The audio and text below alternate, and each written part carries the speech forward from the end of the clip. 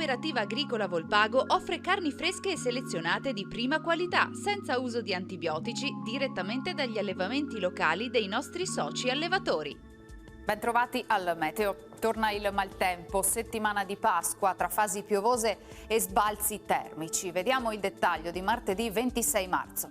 Sul Veneto cielo molto nuvoloso con precipitazioni modeste al mattino, poi nel corso del pomeriggio intensificazione dei fenomeni con frequenti rovesci e temporali.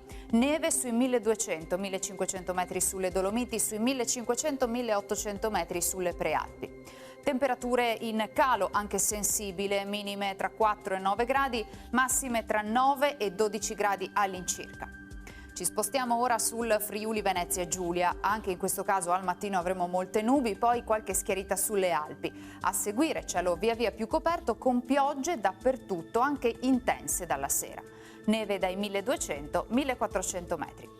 Temperature minime sui 4-8 gradi, massime intorno ai 12-13 gradi.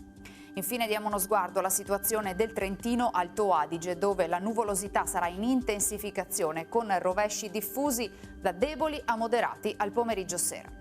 Temperature minime sui 3-5 gradi, massime intorno ai 12-13 gradi.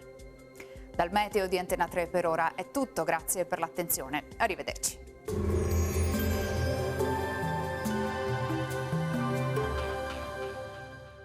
Cooperativa Agricola Volpago offre carni fresche e selezionate di prima qualità, senza uso di antibiotici, direttamente dagli allevamenti locali dei nostri soci allevatori.